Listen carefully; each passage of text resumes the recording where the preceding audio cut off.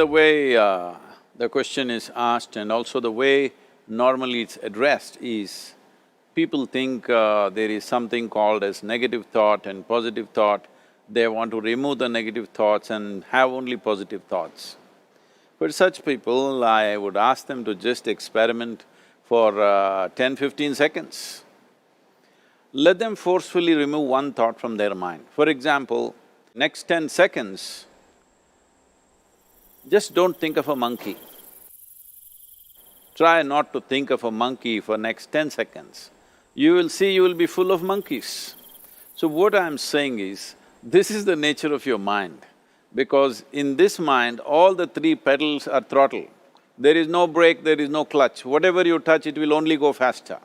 In this kind of mind, people have been taught from moral teachers and religious teachers, do not think about bad things. Well, since then it's been a full-time job. So there is no way you can handle the mind like this. This doesn't need any great enlightenment. If you spend 2 minutes with your eyes closed, you will realize you cannot do anything forcefully with this mind. So, I want to remove negative thoughts. Do not ever go in this direction, because what you want to remove will become your quality. Always you will be on it. So what should I do?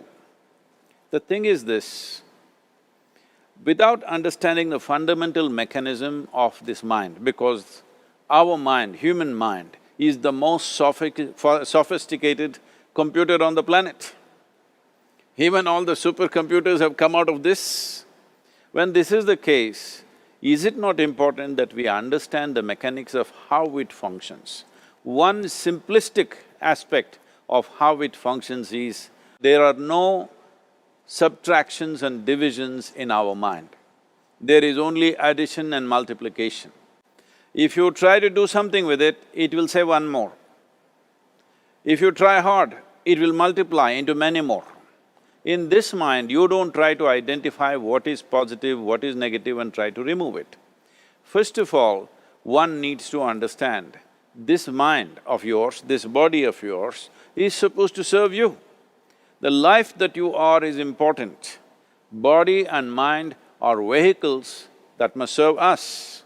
If you sit in a vehicle, it must go where you want to go. If it goes to its own destination, what is the point of such a vehicle? It's just a nuisance. Right now, most human beings are unfortunately experiencing this fantastic possibility of human mind as a nuisance, as a troublesome thing. Well, this is the most beautiful thing you have. It's just that you need to pay little attention as to how it functions. One simple thing is this. First and foremost process is, that's why we put out this process called Isha Kriya. This is to distance yourself from your physiological and psychological process. There is something called as you which exists. This is not a composite of all your thoughts and emotions and physiological processes. Beyond that, there is you. If you close your eyes, even if you cannot see anything, you're still there.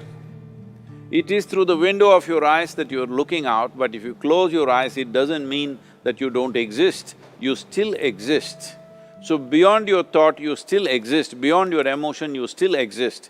So that you, the life that you are, this has to come into your experience. Why is it that you're not allowing that to come into your experience, which is the most significant aspect of who you are? Who you are right now, the most significant aspect is, you and me are alive right now, this is it. What I'm thinking, what you're thinking is not the important thing. We are alive right now, that is the important thing. So, it is important that you focus on this fundamental sense of aliveness within you, and then you will see there is a natural distance between you and your thought process. Once there is a distance between your psychological process and your physiological process, this is the end of suffering. Because there are only two kinds of suffering that human beings go through, physical suffering and mental suffering. Once you create a little space between you and your mind, between you and your body, this is the end of suffering. This is something every human being has to experience and know, otherwise thinking I will just remove negative thoughts and I will have positive thoughts, all the best, it's not going to work 100%, it's not going to work. because nobody can remove it, they can avoid it for some time. So when negative thoughts come, you say Ram Ram, Shiva Shiva, whatever you want, but this is just avoiding, it's not gone.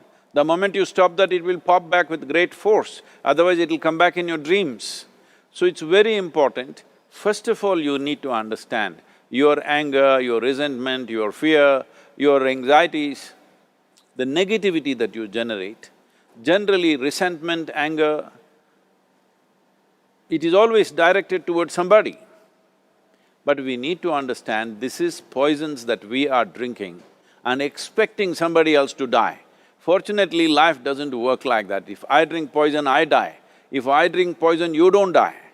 So, we need to understand this. When I say poison, today you can have yourself chemically analyzed. Right now, what is your blood work, what it says? 5 minutes of intense anger, check your blood work and see, there will be lots of negative elements in it, literally you're poisoning yourself. So, do you want to poison yourself? Definitely not. Now the very question is coming from certain helplessness, what shall I do?